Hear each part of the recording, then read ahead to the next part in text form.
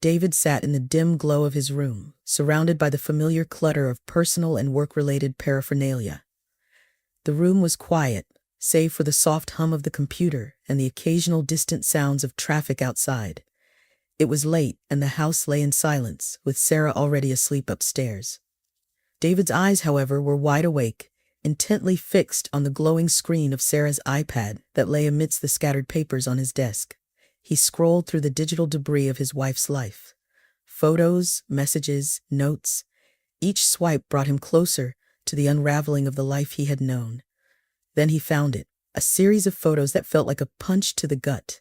There was Sarah, laughing in a way he hadn't seen in years, her hand casually resting on Mark's arm. They were at a cafe, one that they used to go to together on lazy Sunday mornings.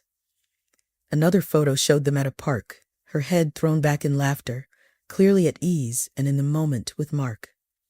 David's throat tightened as he continued to scroll. The messages were even more damning. "Can't stop thinking about you," read one with a heart emoji, a simple punctuation that seared into David's heart. Another message from Mark replied, "Counting the minutes until I see you again." With each message, David felt a chasm widening inside him, a mix of sorrow and simmering rage. He took a deep breath, trying to quell the storm of emotions threatening to overwhelm him. His mind raced back through the past months, piecing together the late night Sarah claimed was spent at the office. The weekend trips, she said, were to visit her sister in the next city. Rising from the chair, David paced the room, each step echoing softly on the hardwood floor. He paused by the window, looking out into the night. The street was quiet, the serene moonlight casting long shadows across the garden. He needed to confront Mark, to hear him admit it, to see if he showed any remorse. He thought about their children, about the life and home they had built together. Yet, as he stood there, a resolve formed deep within him. He couldn't live in a lie. He needed the truth, however painful it might be. David returned to the desk and opened a new document on his laptop. He began typing a plan, outlining what he would say to Mark, how he would approach him. He detailed everything meticulously, from the words he would use to the exact time. He would leave the house to catch Mark as he left for work. He saved the document and shut down the computer, his plan set for the morning. The room was now in darkness, save for the moonlight that spilled through the window, casting a pale glow across the wooden floor. As he climbed the stairs to their bedroom where Sarah slept, unaware of the storm that was about to break, David felt a heavy weight in his chest. The upcoming confrontation would mark the end of something and the beginning of something else, entirely unknown. David parked his car a distance from Mark's home. It was the kind of neighborhood where each house seemed a mirror reflection of the next. Pristine lawns, SUVs in the driveways, and welcoming lights flickering through the curtains. He adjusted his rearview mirror to keep a steady watch on the front door of Mark's house. His hands gripped the steering wheel tightly, knuckles white, as he tried to calm the storm of thoughts raging through his mind. As he waited, David's thoughts wandered back to the days when he and Sarah first met. Those memories, once bright and filled with color, now seemed faded. He remembered their laughter, the late-night talks, the plans they had made together. How had it come to this? His reverie was broken by the flicker of movement at Mark's front door. He watched intently as the door opened and Mark stepped out. He was dressed in a sharp suit, ready for a day at the office, looking every bit the successful professional he was. David felt a pang of something like envy, not for what Mark had, but for the ignorance he must have enjoyed, the simplicity of a life unmarred by betrayal. David started his car as Mark locked his front door and walked to his car. He waited until Mark pulled out of the driveway before following. As he tailed Mark's car, David's mind raced with the potential outcomes of this confrontation. What would he say? What could he say that would make any difference now? He thought about Sarah and their children.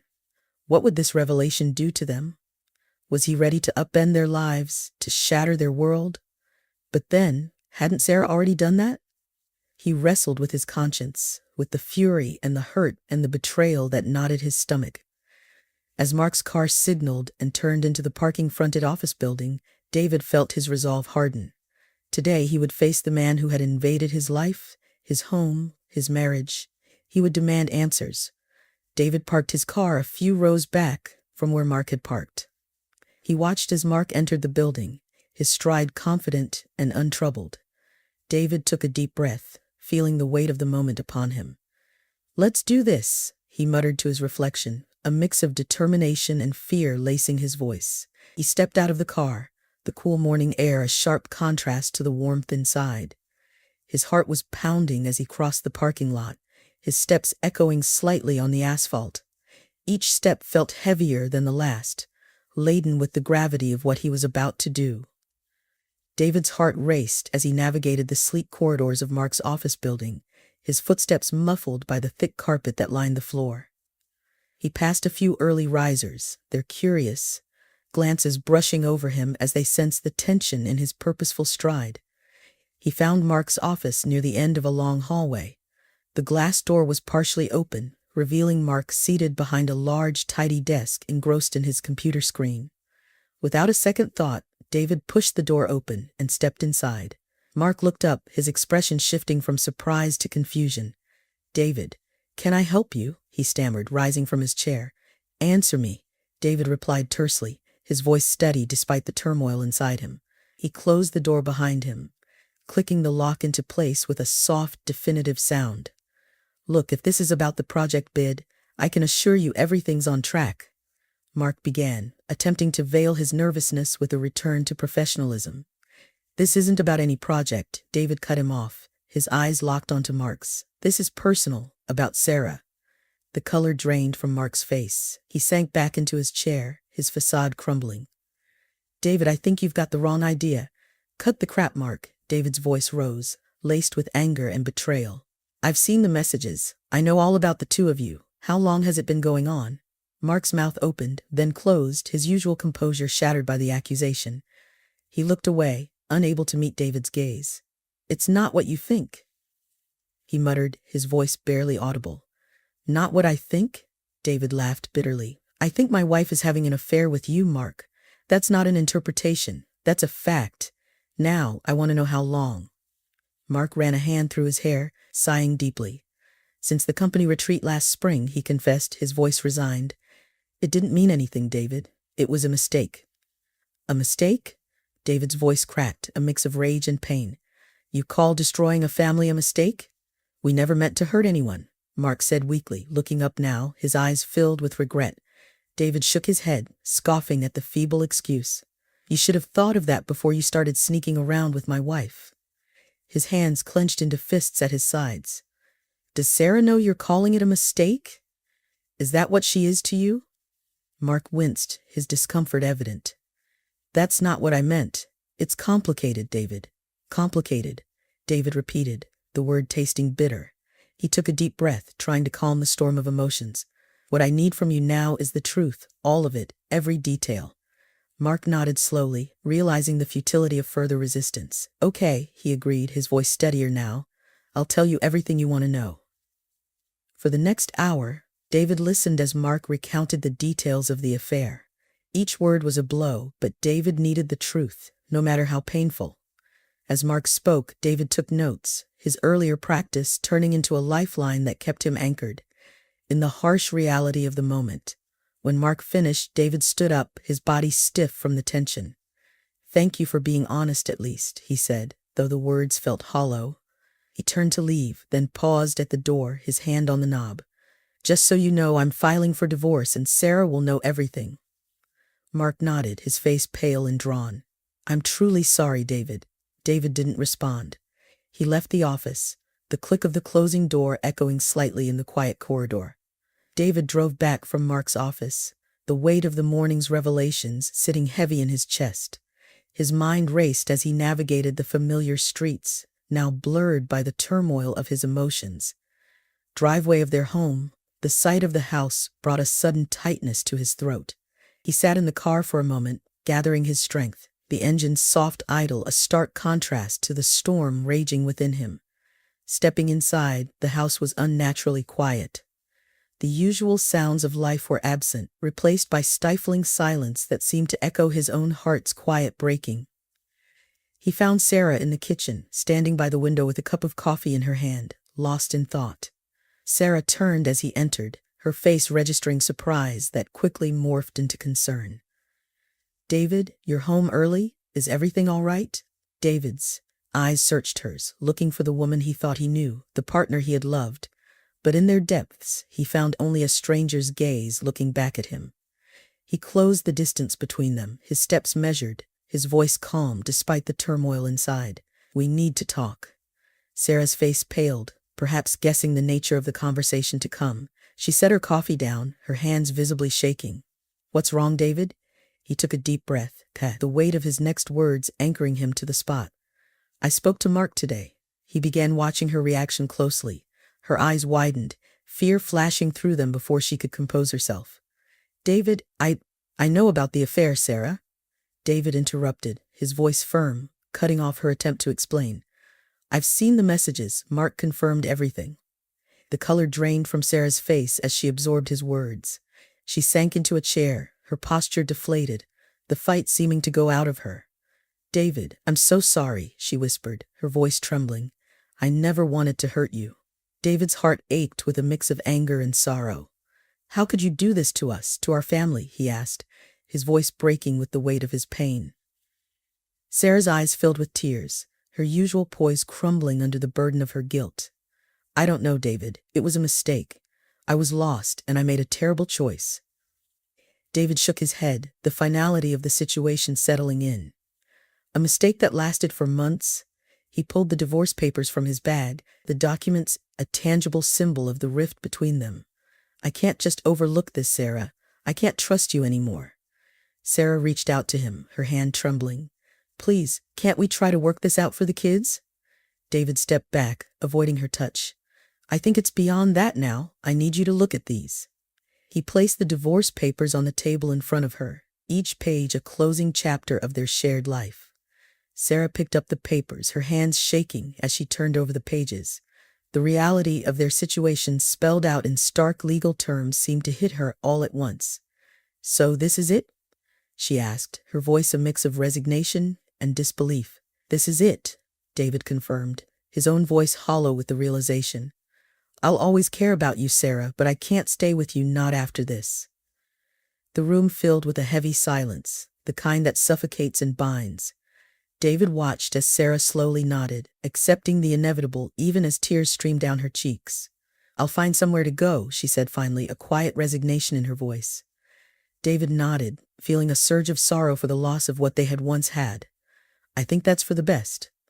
Turning away, David left the kitchen, each step away from her, a step towards a new and uncertain future. The soft muffled sounds of the city seemed distant, as David and Sarah sat in the quiet, neatly arranged therapist's office, the tension between them palpable. The room was a small sanctuary of calm, with soothing colors and comfortable furniture designed to put clients at ease. The therapist, Dr. Ellis, sat in her chair, a notepad in her lap. She regarded them both with a calm, empathetic gaze. "David, Sarah," she began, her voice gentle yet firm. "This is a safe space for both of you. Today, let's talk openly about what's brought us here and discuss how we can move forward, either together or apart." David nodded, his expression somber. He glanced at Sarah, who sat with her hands clasped tightly in her lap, her eyes downcast. After a deep breath, he began, "I've come to a decision that I can't see us moving past this. The trust is broken." His voice was steady, but the hurt behind his words was evident. Sarah looked up, her eyes brimming with tears. "David, I'm so sorry. I know I've made a terrible mistake. I was feeling so lost and I didn't know how to tell you." Her voice broke, a sob catching in her throat. "I don't want to lose you. I don't want to lose our family." Dr. Ellis nodded, acknowledging her pain. "Sarah, what you're feeling is understandable, but we also need to respect David's feelings and the impact this has had on him. David, can you share more about what you're experiencing right now?" David's hands were clenched in his lap, his jaw set. "It's like my whole world has shifted. I look at Sarah and I don't see the person I married. I just see betrayal and lies. How do you come back from that?" His voice was low, the question rhetorical and filled with despair.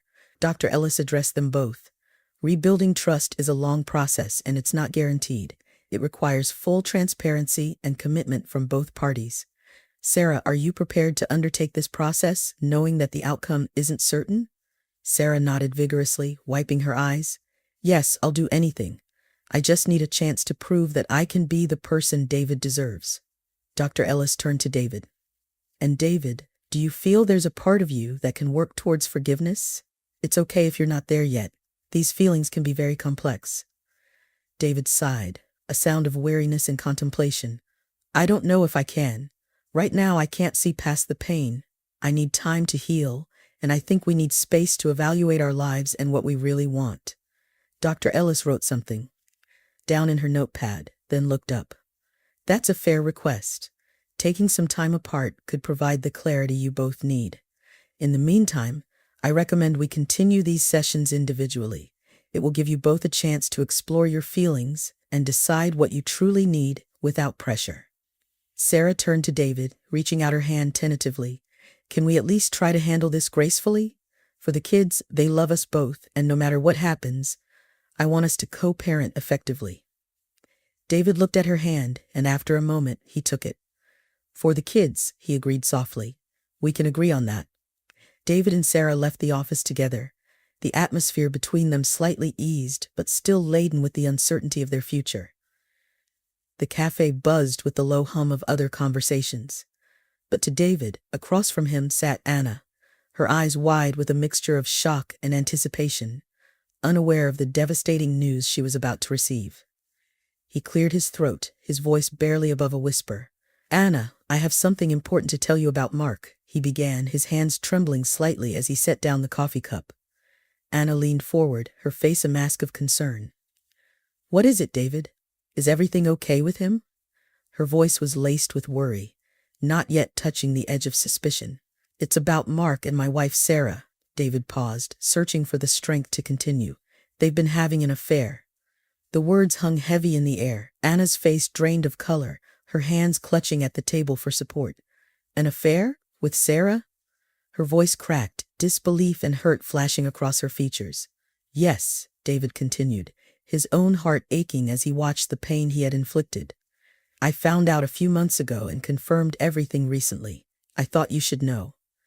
Anna sat back, her eyes brimming with tears.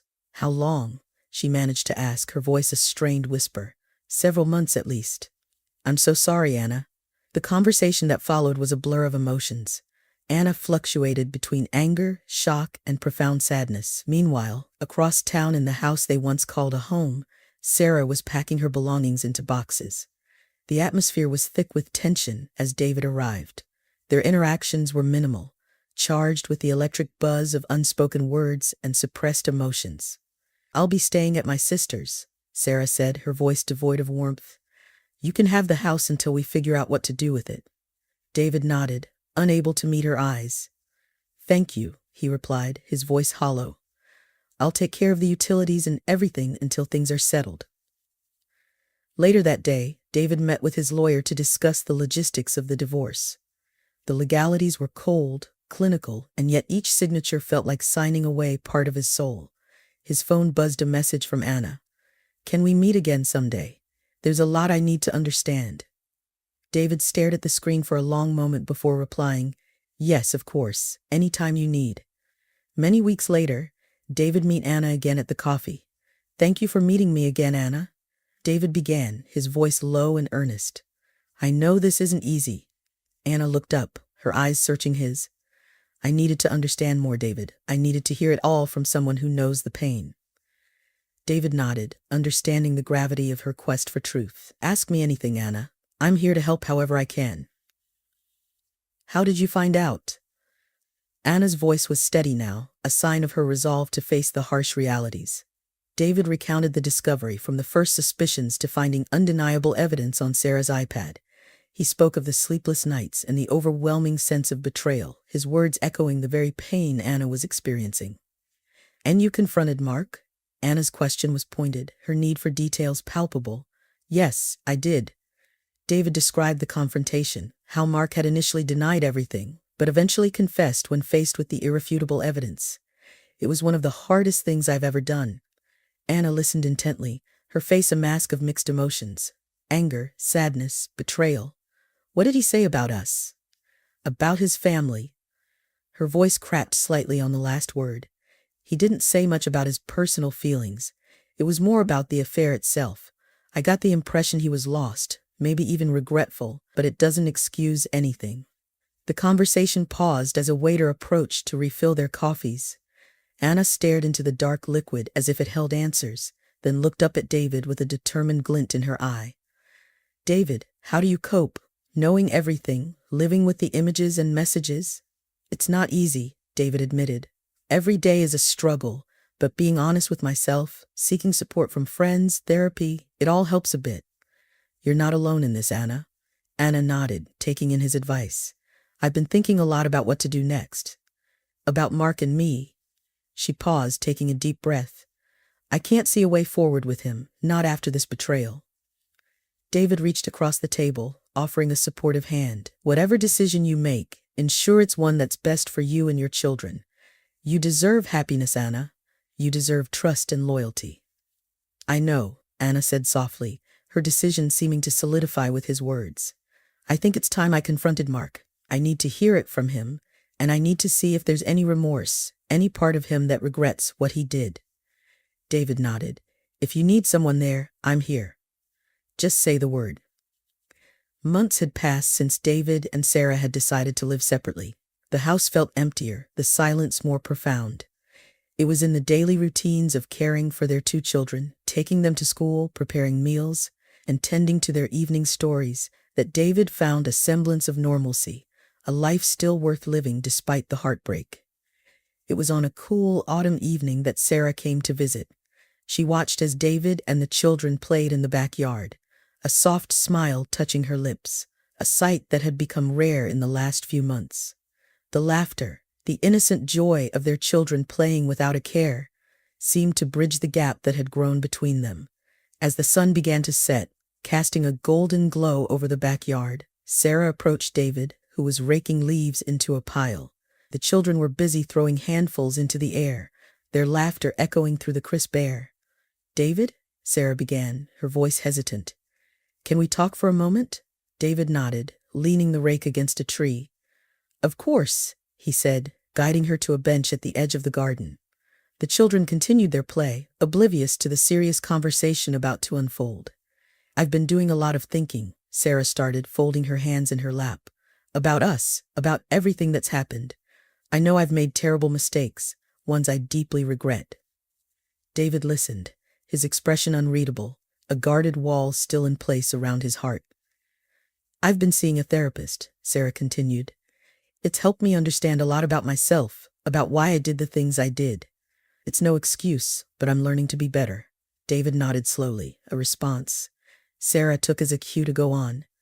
And I was thinking, she hesitated, searching his face for any sign of softening. Maybe we could try going to some therapy sessions together?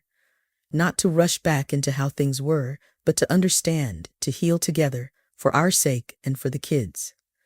He thought of the countless nights he'd spent pondering what was best for them, and perhaps just maybe what was best for him and Sarah too. After a long pause, David turned back to Sarah, his eyes reflecting the day's fading light. Okay, he said simply, we can try, for the kids, and maybe for us to find some closure, if nothing else. Sarah's eyes welled with tears, not of sadness this time, but of gratitude. Thank you, David. I know it won't be easy, but I'm here, willing to do the work. The next week found David and Sarah sitting together in a therapist's office, a room filled with soft lights and bookshelves lined with volumes on psychology and healing. The therapist, Dr. Ellis, was a kind woman with a gentle demeanor that made even the most painful topics approachable. So what brings you here together today? Dr. Ellis asked, her voice warm and inviting. David looked over at Sarah, giving her the space to start. We're here to understand how to heal, Sarah said, her voice steady but filled with underlying pain. How to co-parent effectively, and to see if there's a path forward for us, whatever that may look like. Dr. Ellis nodded, scribbling some notes. Healing is a journey, not a destination, she remarked thoughtfully. It's about understanding each other, acknowledging the hurts, and learning how to move forward, even if that forward doesn't mean being together as a couple. As they left the therapist's office, there was no magical reconciliation, No promise of rekindled romance, just two people committed to healing, to being better parents, and perhaps in the process, finding a way back to each other through forgiveness and understanding. The gentle hum of a Saturday morning filled David's home, where the smell of pancakes wafted through the air. David stood at the stove flipping pancakes with a practiced hand, while Sarah set the table, placing each fork and napkin with care. The children, Mia and Lucas, chattered excitedly about their plans for the day, their voices bubbling with energy. This scene, once a weekly tradition, had slowly returned to their lives, symbolizing not just the healing of a family, but the rebirth of a partnership. As they sat down to eat, Sarah smiled at David, a soft, meaningful expression that spoke volumes. "These are delicious, as always," she complimented, her voice warm. David returned the smile, his eyes crinkling at the corners. "Thanks, it's nice, isn't it? Being back at this again." "It really is," Sarah agreed, reaching over to squeeze his hand briefly. The meal continued with light-hearted banter, a stark contrast to the strange silences that had filled their home months ago. After breakfast, they all got ready for a day out at the local community fair, a small but significant outing that they had planned together. At the fair, David watched as Sarah helped Lucas win a prize at one of the carnival games. He couldn't help but notice the genuine laughter, the easy exchanges, and the way Sarah's eyes lit up with joy. It was these moments, these little glimpses of the woman he had fallen in love with, that reignited his hope for their future. "Mia, want to try the ring toss?" David offered, guiding his daughter to the next stall. "Yeah," Mia exclaimed, clutching the rings with determination. As Mia focused on her game, David glanced over at Sarah and Lucas, observing their interactions. He felt a surge of gratitude for the progress they had made, for the therapy sessions that had opened up new pathways of communication between them. Later, sitting on a bench with Sarah, while the children rode the Ferris wheel, David decided to broach a topic they had cautiously circled around. "Sarah, do you think we're getting better at this?" he asked, gesturing to the scene before them. "I do," Sarah replied sincerely. "I feel like we're learning how to be us again, a new version of us." David nodded, pondering her words. "It's like we're building something new from the old, not forgetting the past, but not letting it define us either." "Exactly," Sarah agreed, her gaze meeting his.